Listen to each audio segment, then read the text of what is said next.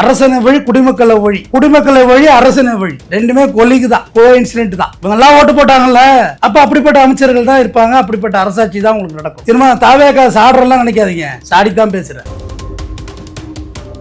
இப்படிப்பட்ட மினிஸ்டரவையில் நம்ம இருந்திருக்கணும்னு பார்த்தேங்க. ஒரு அடிப்படை விஷயங்கள் கூட தெரியல. கூட இருக்க அரசு முறை பயணமாக நீங்கள் வந்து ஐஏஎஸ் ஐபிஎஸ் அழைச்சிட்டு போயிருக்கீங்க. இவங்களுக்கெல்லாம் என்ன புரோட்டோகால் இருக்குது, எந்த விஷயமும் இவங்க பின்பற்றவே இல்லை. இவங்க எல்லாரையும் அழைச்சிக்கிட்டு நீங்கள் என்னமோ டூர் போகிற மாதிரி போயிட்டு வந்திருக்காங்க. ஈர்த்தா அவர்கள் முதலீடை ஈர்க்க போனாங்கன்னு சொன்னாங்களே, என்னத்தை ஈர்த்தாங்கன்னு தெரியலையே. ரீல்ஸ் எடுக்க போனாங்க, போய் ரீல்ஸ் எடுத்தாங்க, தப்பா இங்கிலீஷை பேசி ரீல்ஸ் எடுத்துட்டு வந்தாங்க. வேற என்ன முதலீடை ஈர்த்துட்டு வந்தாங்க? கவர்மெண்ட் ஃபார்ம் ஆகி 50 நாளைக்குள்ள போய் என்ன முதலீடு உங்களுக்கு தேவைப்பட்டுச்சு, எங்க தேவைப்பட்டுச்சு, எந்த ஃபேக்டரி கொண்டு வந்து, எந்த ஷிப்பாடு கொண்டு வந்திருக்கீங்க, என்ன கொண்டு வந்திருக்கீங்க, ஒண்ணுமே கிடையாது. பொழுதனைக்கு பெண்களுக்கு பாதுகாப்புன்னு முதலமைச்சர் பேசுறாரு. ஆனா நடப்புல ஒண்ணு இங்க இயல்புல வேற மாதிரி இருக்கு. பெண்களுக்கு பாதுகாப்பே இல்லைன்னு ஒரு நீதிமன்றம் கண்டிக்கிறது. இப்ப என்ன கிழிக்க போற நீ வந்து 5000 10,000 Facebook அக்கௌண்ட் ஓபன் பண்ணிக்கிறது. இப்ப நாங்க வீடியோ போறோம்னா வீடியோ கீழே வந்து பயங்கரமா அந்த மொன இந்த மொனத்தே பூவான்னு எழுதுறது. இதுக்கெல்லாம் அஞ்சியாக மனிதர்கள் வாழ்வாங்க. அதுக்கு அஞ்சியோர் சிலர் நாயாக நக்கி பிழைப்பதை விட சிங்கமா கர்ச்சித்து செத்து போன்னு சொன்ன பழனி பாபா நினைக்கிறவன் நல்லா. இதெல்லாம் ஏமாத்திரம். ஜனநாயகம் என்பது தவறானது. இந்த மக்கள் நல்லவர்களை தேர்ந்தெடுக்க மாட்டார்கள், தனக்கு தகுதியான ஆட்சியாளர்களை தேர்ந்தெடுக்க மாட்டார்கள். இவர்கள் எப்போதும் கவர்ச்சியை நோக்கியே ஓடுவார்கள். அனைவருக்கும் வணக்கம். மந்திரி கீர்த்தனா மற்றும் மந்திரி ராஜமோகன் இருவர் மீதும் மத்திய அரசு ஷோகாஸ் நோட்டீஸ் கொடுத்துருக்கு. எப்படிப்பட்ட மினிஸ்டரவையில் நம்ம இருந்திருக்கணும்னு பார்த்தேங்க. இது ரொம்ப பெரிய நம்ம நாட்டுக்கு, நம்ம தேசத்துக்கே அவமானது, தமிழ்நாட்டுக்கே அவமானது. ஒரு அடிப்படை விஷயங்கள் கூட தெரியல. கூட இருக்க அரசு முறை பயணமாக நீங்கள் வந்து ஐஏஎஸ் ஐபிஎஸ் அழைச்சிட்டு போயிருக்கீங்க. ஐபிஎஸ் அதிகாரிகள் ஐஏஎஸ் அதிகாரிகள் கூட வந்திருக்கிறாங்க. இவங்களுக்கெல்லாம் என்ன புரோட்டோகால் இருக்குது, எந்த விஷயமும் இவங்க பின்பற்றவே இல்லை. இவங்க எல்லாரையும் அழைச்சிக்கிட்டு நீங்கள் என்னமோ டூர் போகிற மாதிரி போயிட்டு வந்திருக்காங்க. அதாவது டிப்ளமேட்டிக் பாஸ்போர்ட் அப்படின்ற விஷயத்தை இவங்க கையில் எடுத்துகிட்டு போகல. இவங்கெல்லாம் சொந்த பாஸ்போர்ட்டில் போயிருக்காங்க. அதாவது ராஜ்மோகன் மற்றும் கீர்த்தனா முதலீடுகளை ஈர்க்க போனாங்களாம். இதுக்கு வந்துட்டு இவங்களோட சொந்தமாக வச்சிருப்போம் பாஸ்போர்ட்டு. இந்த பாஸ்போர்ட்டை அவங்க பயன்படுத்தி 2 அமைச்சர்கள் போயிருக்காங்க. இதுபோக ஐஏஎஸ் ஐபிஎஸ் அதிகாரிகளை தவறாக வழி நடத்தியிருக்கிறாங்க. ரெண்டுமே இவங்க மேலே உள்ள சார்ஜ் ஷோகாஸ் நோட்டீஸ் கொடுத்துருக்குறாங்க. இந்த விதிமுறை மீறல் கடுமையானது. ஏன்னா மத்திய வெளியுறவுத்துறைக்கும் உள்துறைக்கும் தெரியாமல் நீங்கள் ஒரு அமைச்சர் போகக்கூடாது. இப்போ உதாரணத்துக்கு ஒரு போலீஸ்மேன் இருக்காங்களா, போலீஸ் ஆஃபீஸர், அவங்களே வந்து வெளிநாடெல்லாம் போக முடியாது, நினச்சபடியெல்லாம் போக முடியாது. அதுக்கு டிபார்ட்மெண்ட்லாம் பர்மிஷன் வாங்கிட்டு தான் நீங்கள் வெளிநாடு போகணும். இது எல்லா அரசு துறை சார்ந்தவங்களுக்கும் இது சாருமே. நீங்கள் வந்து கவர்மெண்ட் பாடி அரசியலமைப்பு சட்டத்துக்குள்ளே உள்ளே வந்துடுறீங்க. உள்ளே வந்து நீங்கள் அரசியலமைப்பு சட்டத்தை வயலேட் பண்ணுறீங்க. சரி, இப்படி வச்சுக்குவோம். ஈர்த்தா அவர்கள் முதலீடை ஈர்க்க போனாங்கன்னு சொன்னாங்களே, என்னத்தை ஈர்த்தாங்கன்னு தெரியலையே. ரீல்ஸ் எடுக்க போனாங்க, போய் ரீல்ஸ் எடுத்தாங்க, தப்பா இங்கிலீஷை பேசி ரீல்ஸ் எடுத்துட்டு வந்தாங்க. வேற என்ன முதலீடை ஈர்த்துட்டு வந்தாங்க? கவர்மெண்ட் ஃபார்ம் ஆகி 50 நாளைக்குள்ள போய் என்ன முதலீடு உங்களுக்கு தேவைப்பட்டுச்சு, எங்க தேவைப்பட்டுச்சு, எந்த ஃபேக்டரி கொண்டு வந்து, எந்த ஷிப்பாடு கொண்டு வந்திருக்கீங்க, என்ன கொண்டு வந்திருக்கீங்க, ஒண்ணுமே கிடையாது. போனாங்க, இவங்க ரீல்ஸ் எடுத்தாங்க, வந்துட்டாங்க. சரி, அப்படிதான் ஒழுங்கா போய் தொலைஞ்சிங்களா? டிப்ளமேட்டிக் பாஸ்போர்ட் வச்சு போனீங்களா? அதுவும் இல்லை. எல்லாத்தையும் மீறி கூட இருக்க ஐஏஎஸ் அதிகாரிகள், அமைச்சர்கள், தனி உதவியாளர்கள், பிஏ சொல்லுவாங்கள்ல, தனி உதவியாளர், பர்சனல் அசிஸ்டண்ட்டுங்கிறது ஒரு பொதுவான வார்த்தை. ஆனால் அமைச்சர் நேர்முக உதவியாளர், தனிப்பட்ட உதவியாளர் இருக்கிறாங்க. அந்த வகையில் பார்த்தீங்கன்னா இவங்க தனிப்பட்ட உதவியாளர்களையும் பயன்படுத்தியிருக்கிறாங்க. இவங்க எல்லாமே கவர்மெண்ட் பாடியில் உள்ளவங்க. அமைச்சர் உதவியாளர்கள்லாம் சிஸ்டத்துக்குள்ளே உள்ளவங்க. இவங்க எல்லாரையும் மிஸ்யூஸ் பண்ணி 2 அமைச்சர்களும் டிப்ளமேட்டிக் பாஸ்போர்ட்டை பயன்படுத்தாமல் தங்களுடைய சொந்த பாஸ்போர்ட் மூலியமாக வெளிநாடு சென்று வந்துள்ளனர். இது எப்படி சொல்லியிருக்காங்க, ஷோகாஸ் நோட்டீஸ் படிச்சிடுறேன். இது அப்பட்டமான விதிமீறல், நாட்டின் விதிமுறைகளுக்கும் எதிரானது. மத்திய வெளித்துறை அமைச்சகம் விளக்கம் கேட்ட ஷோகாஸ் நோட்டீஸ் இந்த விதிமுறையில் கடுமையான குற்றச்சாட்டை கையில் எடுத்துள்ளது. இது தொடர்பாக தமிழக அரசு அதிரடியாக விளக்கம் கேட்டு ஷோகாஸ் நோட்டீஸ் அனுப்பியுள்ளது தமிழக அரசுக்கு. அந்த நோட்டீஸ் மத்திய அரசின் அனுமதி இல்லாமல் அமைச்சர்கள் எப்படி வெளிநாட்டு பயணம் கொள்ளலாம் என்ற கேள்வி எழுப்பப்பட்டது. இந்த விவகாரத்தில் தமிழக அரசின் தலைமைச் செயல் அதிகாரி மற்றும் ஐஏஎஸ் அதிகாரிகள் தங்கள் கடமையை சரியாக செய்யவில்லை என்று அரசை முறையாக அவர்கள் வழிநடத்த தவறிவிட்டனர் என்று மத்திய அரசு சுட்டியுள்ளது. சூப்பர்ல, வேற லெவல், சபாஸ். இப்படிதான் செய்யணும். ஏன்னா அரசனை வழி குடிமக்களை வழி, குடிமக்களை வழி அரசனை வழி, ரெண்டுமே கொலிக்கு தான், கோ இன்சிடென்ட் தான். இவங்கெல்லாம் ஓட்டு போட்டாங்கல்ல, அப்போ அப்படிப்பட்ட அமைச்சர்கள் தான் இருப்பாங்க, அப்படிப்பட்ட அரசாட்சி தான் உங்களுக்கு நடக்கும். திரும்ப தாவேக்கா சாடுறலாம் நினைக்காதீங்க, சாடித்தான் பேசுகிறேன். பேசிக் சென்ஸ் கூட கிடையாது. உங்களுக்கு போய் பள்ளிக்கூடத்தில் போய் வாட் இஸ் யுவர் ஃபாதர்னு கேட்டு வைப்பீங்க. அந்த ஒரு குழந்தை வந்து முதல் 2 கேள்விக்கு சரியாக தான் ஆன்சர் பண்ணிச்சு. ஆனால் இது தப்பு, அரசாங்க பள்ளிக்கூடத்து மாணவர்கள் பேசுகிறது தப்புன்னு நீங்கள் ப்ரூவ் பண்ணுறதுக்காக ரொம்ப சிரமப்பட்டீங்க மாண்புமிகு அமைச்சர் கீர்த்தனா அவர்களே. ரொம்ப சிரமப்பட்டு அதை ப்ரூஃபும் பண்ணிட்டீங்க நீங்கள். ஸோ பாஸ்போர்ட்டில் 4 வகை இருக்குது. 4 வகை பாஸ்போர்ட்டு பின்பற்றி சொல்கிறேன். சாதாரண பாஸ்போர்ட்டு நீல நிறம், சாதாரண குடிமக்களுக்கு சுற்றுலா, படிப்பு, வணிக பயன்பாட்டுகளுக்கான வழங்கப்படும் பாஸ்போர்ட். நம்பர் 1 சாதா பாஸ்போர்ட்டு, அது நீல நிறம். நம்பர் 2 அதிகாரபூர்வ பாஸ்போர்ட், வெள்ளை நிற, அரசாங்கம் பயணிகளுக்கு, வெளிநாட்டு செல்லும் அரசு அதிகாரிகளுக்கு வழங்கப்படுகிறது. 2வது பாஸ்போர்ட்டு. 3வது பாஸ்போர்ட்டு தூதரக பாஸ்போர்ட்டு, அதாவது தான் டிப்ளமாட்டிக் பாஸ்போர்ட்டு. இளம் சிகப்பு நிறம், இளம் சிகப்பு நிறம்னா இளம் ரெட்டு, அதில் லைட்டாக இளஞ்சிவப்பு நிறம் கொண்ட பாஸ்போர்ட்டு இந்திய தூதர்கள் மற்றும் உயர்மட்ட அரசாங்க அதிகாரிகளுக்கு வழங்கப்படுகிறது. ஆரஞ்சு நிற பாஸ்போர்ட்டு குடிபெயர்வு சரிபார்ப்பு முத்திரை தேவைப்படும் தொழிலாளர்களுக்கு இந்திய அரசால் பிறப்பிக்கப்படுகிறது. வேலைக்கு போகிறாங்கல்ல லேபரா, அவங்களுக்கு பயன்படுத்தப்படுகிறது.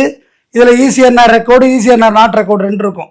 இமிக்ரேஷன் ரெக்கார்டு இருக்கும், இமிக்ரேஷன் ரெக்கார்டு இருக்காது. எஜுகேஷன் படிச்சிருந்தீங்க, இப்போ டிகிரி முடிச்சிருந்தீங்கன்னா எஜுகேஷன் இது தேவையில்லை, இமிக்ரேஷன் தேவையில்லை, டைரெக்டாகவே உங்களுக்கு நீங்கள் விசா அப்ரூவல் ஆகி போயிட்டுருப்பீங்க. இந்த இவ்வளோ விஷயங்கள் வந்து சாதாரண குடிமக்களுக்கு தெரிகிற ஒரு விஷயம். அமைச்சராகி உங்களுக்கு தெரியலைங்கிறத விட என்னன்னு சொல்கிறதுனே தெரியல. ஏன்னா நீங்கள் வந்ததுலேருந்தே என்னென்ன பேசுனீங்க, ரியலி ஹேண்ட்ஸ் அப்னு சொன்னீங்க, இப்படி எல்லாம் இது கூட விடுங்க, அது ஏதோ விளம்பரத்தில் ரீல்ஸ் ஆசையில் செஞ்சிட்டீங்க. ஆனால் வெளிநாடு போனீங்களே, அப்போ நீங்கள் ஒரு அரசாங்கத்துக்கே தெரியாமல், இப்போ இவங்க ஸ்டேட் கவர்மெண்ட்டாக இருந்தாலும் உங்களுக்கு அரசியலமைப்பு சட்டத்தில் மத்திய அரசோட ஒத்து தான் நம்ம இருக்கணும். மத்திய அரசு ஒன்றிய அரசு சொல்கிறாங்கல்ல, அதோட கிளப்பிங்கில் தான் நீங்கள் இருந்தாகணும். இதுக்கு தெரியாமல் நீங்கள் அரசு முறை பயணம் போகக்கூடாது. நீங்கள் போனீங்களா, நாட்டுடைய ரகசியத்தை விற்க போனீங்களா, இல்லை வேறு எதுவும் தனிப்பட்ட ஆதாயம் தேடுனீங்களாங்கிற கேள்வி மத்திய சர்க்காருக்கு எழும். ஏன்னா இந்தியா பாஸ்போர்ட்டு, நீங்கள் தமிழ்நாடு பாஸ்போர்ட் கிடையாது, சென்ட்ரல் கவர்மெண்ட். அந்த சென்ட்ரல் மத்திய அரசால் வழங்கப்படுகின்ற ஒரு கடவுச்சீட்டு தமிழில் பாஸ்போர்ட்னா, அதை நீங்கள் வாங்காமல் இதை கூட இருக்க ஐஏஎஸ் அதிகாரி சொல்லியிருக்க மாட்டாங்க. இல்லை சொல்லி இவங்க கேட்கலையா, ஏன்னா அது வர்றதுக்கு டைம் ஆகும், அதுக்கு விளக்கம் சொல்லணும். நீங்கள் உடனே கேட்டவுடனே வாங்கிட்டு போகிறதுக்கு ரயில்வேல பிளாட்ஃபார்ம் டிக்கெட் கிடையாது, அது விளக்கம் சொல்லணும். எந்த நாடு போகிறீங்க, என்ன முதலீடு, அங்கே எந்தெந்த கம்பெனிஸ் சந்திக்க போகிறீங்க, அந்தந்த கம்பெனிஸ் எல்லாம் இங்கே வர்றதுக்கான அக்காமடேஷன் இருக்கா, இவ்வளோ விஷயத்தையும் நீங்கள் கேட்டு தான் போகணும். சும்மா ரீல்ஸ் எடுக்கிறது, ஒரு கோட்டை மாட்டிட்டு போனால் எப்படி ஆச்சு பார்த்தீங்களா? இப்படித்தானும் ஒவ்வொரு லட்சணமாக இருக்கிறது. ஒரு மந்திரி என்னன்னா 100 கோடி ரூபா சொத்தை, கோயில் சொத்தை, பழனி பாலாய் தண்டாயுதபாணிக்கு மாலை போட்டிருக்கான் அரோவரா. ஒரு சொத்தை 2 கோடி ரூபாய்க்கு டாக்குமெண்ட் பண்ணுறீங்க, தவறு நடந்து போச்சுங்கிறீங்க. ஒரே நாளில் ஒரு சப்ரிஸ்டை வர சொல்லி நீங்கள் டீல் பண்ணுறீங்க. ஒரு 2 மந்திரி என்னன்னா ரீல்ஸில் மாட்டுறீங்க. இப்படி ஒவ்வொரு மந்திரிகளாக ஒரு விளக்கம். சிடி நிர்மல்குமார் என்ன சொல்கிறாருன்னா, போலீஸ் எல்லாம் ஸ்ட்ரெஸ்ஸாக இருக்காங்க, அதனால தான் லாக்அப் டெத்து நடந்து போச்சு அப்படின்றார். உங்கள் தமிழ்நாட்டு போலீஸாக அவரே பைத்தியன்றாரு, அவரே விளக்கம் சொல்லிகிட்டு இருக்காரு. முதலமைச்சர் சொல்லவே வேண்டியதில்லை, அவர் ஒரு பக்கம் போயிட்டுருக்கிறாரு. இவங்க இந்த ஸ்ட்ரக்சரை வச்சு தான் நீங்கள் நல்லது கெட்டது பூரா பண்ணணும். ஒரு மந்திரி என்னன்னா என்ன ஆனந்தம் என்ன ஜனநாயகன் படத்தை திருவிழா போல கொண்டாடணுங்கிறார். என்னையா அது, என்ன நடக்குது இந்த நாட்டுக்குள்ளே? இது நாடா, இது என்னது இது? இதெல்லாம் ஓட்டு போட்ட மக்களுக்கு தான் கேட்கணும். நான் இதை விட பெட்டர் அந்த கவர்மெண்ட்டு, அதை விட பெட்டர் அந்த கவர்மெண்ட்லாம் பேசவில்லை. இருக்கிறது இப்போ தான் நீங்கள் ரூலிங் பார்ட்டி, நீ யூஆர் ஏ ரூலர், உங்களை தான் நான் கேள்வி கேட்க முடியும். ஹைகோர்ட்டு சொல்லியிருக்கு பார்த்தீங்களா, யூடியூப்பில் பேசணும்னா பிடிச்சிட்டு போனதுக்கு பேசதானே செஞ்சாங்க, அதுக்கே பிடிச்சி கொண்டு உள்ளே போடுவீங்களா அப்படின்னு சொல்லி பெயில் கொடுத்து இது ஜனநாயக கருத்துரிமை மீறுதுன்னு சொல்லி ஹைகோர்ட்டு கண்டிக்குது. மதுரை கிளை, சென்னை கிளை மதுரை உயர்நீதிமன்றம் நீதிபதி என்ன சொல்கிறாங்கன்னா, பொழுதனைக்கு பெண்களுக்கு பாதுகாப்புன்னு முதலமைச்சர் பேசுகிறாரு, ஆனால் நடப்பில் ஒன்றும் இங்கே இயல்பில் வேறு மாதிரி இருக்குது, பெண்களுக்கு பாதுகாப்பே இல்லைன்னு ஒரு நீதிமன்றம் கண்டிக்கிறது. இப்போ என்ன கிழிக்க போகிற, நீ வந்து ரூட் மாஃபியா வச்சு ஒரு 500-1000 ஐடியா கிரியேட் பண்ணி கமெண்ட் போடலாம், வேறு என்ன செய்ய போகிற?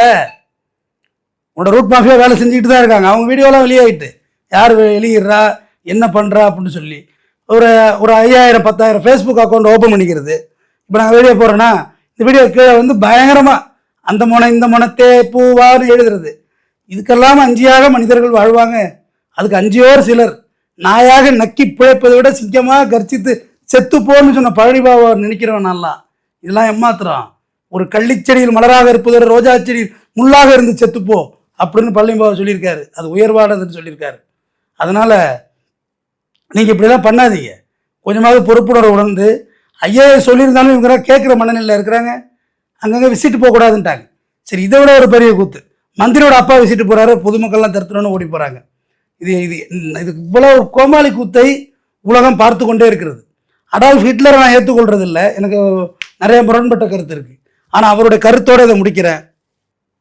டெமோக்ரஸியை நான் வெறுக்கிறேன்னு சொல்கிறார் அடால்ஃப் ஹிட்லர். ஜனநாயகம் என்பது தவறானது. இந்த மக்கள் நல்லவர்களை தேர்ந்தெடுக்க மாட்டார்கள், தனக்கு தகுதியான ஆட்சியாளர்களை தேர்ந்தெடுக்க மாட்டார்கள். இவர்கள் எப்போதும் கவர்ச்சியை நோக்கியே ஓடுவார்கள். இலவசத்தை அறிவிச்சா ஓட்டு போடுறது, ரூபா கொடுத்தா ஓட்டு போடுறது. அதனால நான் நினச்சி பார்த்தேன், எப்படா ஒருத்தன் டெமோக்ரஸியை இந்த அளவுக்கு வெறுத்திருப்பான். நம்ம என்ன சொல்கிறோம், மக்களால் மக்களுக்காக மக்களாலே ஆளப்படும் ஆட்சி மக்களாட்சின்னு ஆபிரகாம் சொன்ன விளக்கத்தை நான் இன்னும் படிப்பிட்டு சேர்த்துட்டு இருக்கேன். ஆனால் அடால்ஃப் ஹிட்லரோட வரலாறு இது அறவே ஒழிக்கப்படணும், இவங்களால் நல்ல ஆட்சியை தர முடியாதுன்றான். கவர்ச்சியை நோக்கி தானே ஓட்டு போட்டாங்க. என்ன சொல்லுங்கள், எல்லாம் திட்டங்கள் தானே. அப்போ நான் இப்படி தான் இருக்கும் இந்த டெமோக்ரஸி. நீங்கள் எதுக்கு டிஎம்கேக்கு ஓட்டு போடல, ஏடிஎம்கே ஓட்டு போடலன்னு கேட்கல. இப்படி ஏதாவது மந்திரிகள் அப்போ பண்ணிக்கிட்டு தெரிஞ்சாங்களா அவங்க ஆட்சியில்? ஏடிஎம்கே இருக்கட்டும் டிஎம்கே இருக்கட்டும் ப்ராப்பராக இருந்தாங்க தானே. நீங்கள் அதை விட இவங்க பெட்டராக இருக்குன்னு வந்தாங்க. ஒன்று சொல்கிறேன், மாற்றம்னா முந்தைய ஆட்சி பரவாயில்லைங்கிற மாதிரி அந்த ஒரு வார்த்தை இந்த டெமோக்ரஸியை வெறுத்தது. நானுமே அந்த மனநிலைக்கு தான் வந்துட்டேன். டெமோக்ரஸி தேவையில்லை, சர்வாதிகாரம் பெஸ்ட்டு. இப்போ சவுதியை பார்த்தீர்களா அப்படின்னா அதெல்லாம் மன்னராட்சி, வேறு வழி இல்லை, மன்னராட்சி தான் கொடுக்கணும். இந்த லாக்அப் டெத்துக்கு எந்த பதிலும் யாரும் வாய திறக்கலை. ஒரு பெனிக் ஜெயராஜியோட லாக்அப் மரணம் ஒழிஞ்சு போச்சு அதிமுக. ஒரு திருபுவனம் அஜித்குமார் திமுக அழிவு. உங்களுக்கும் இந்த கன்னியாகுமரி மரணம் இருக்கும். இதுக்கு ஒரு விளக்கம் சொல்கிறார் ஒருத்தர்.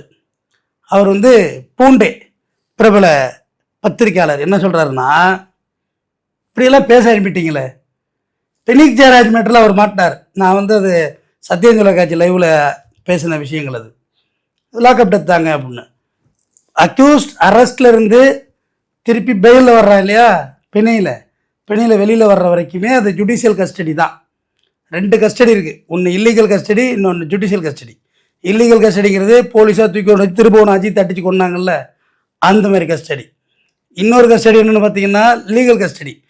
உள்ளே போய் அடைச்சிடுவாங்க சிறையில், அதுக்கப்புறம் கோர்ட்டில் மனு செஞ்சு எடுத்துகிட்டு வருவாங்க. அது லீகல் கஸ்டடி, இன்னொன்று இல்லீகல் கஸ்டடி. அப்போ கஸ்டடியல் டெத்துங்கிறது சிறையில் போய் இறந்ததுனால போலீஸ் சாராதுன்னு பேசி வச்சுருக்காருங்க. இவர் பெரிய அறிவாளின்னு எப்போ பார்த்தாலும் 108ல் 1 கழிச்சா 101 107ன்னு சொல்லிட்டு உட்காந்துருக்கிறாரு. என்னத்த அரசியல் கணிச்சா ஒரு மண்ணாங்கட்டையும் இல்லை. இப்படிதான் இப்படிப்பட்ட ஊடகவியாளர்களும் கிளம்பிட்டீங்க நடுவில் பூந்து. சரி, நம்ம எல்லாமே பேசுகிறோம், மீடியாவில் பேசுகிறோன்னு எல்லாம் வாயவே பேசிகிட்டு இருக்கோம். ஆனால் இதுபடி பேசினா எப்படி, இடையில பூந்து அடிச்சு விட்டா இப்படி நகர்த்தி விட்டாக்க. டெத்து நடந்திருக்கு, போலீஸ் கஸ்டடி நடந்திருக்கு, அரசு பொறுப்பேற்கணுங்க, அந்த குடும்பத்துக்கு வேலை வாய்ப்பு கொடுங்க. இதுதானுங்க மனிதாபிமான பேச்சு. இது அந்த கஸ்டடியில் இந்த கஸ்டடி விளக்கம் கொடுக்குறத பேச்சு இல்லை. பேசாதீங்க. உங்களெல்லாம் ஒரு பெரிய ஊடகவியலாளர் நம்பிக்கிட்டு மக்கள் இருக்கிறாங்க. தொடர்ந்து பேசுவோம்.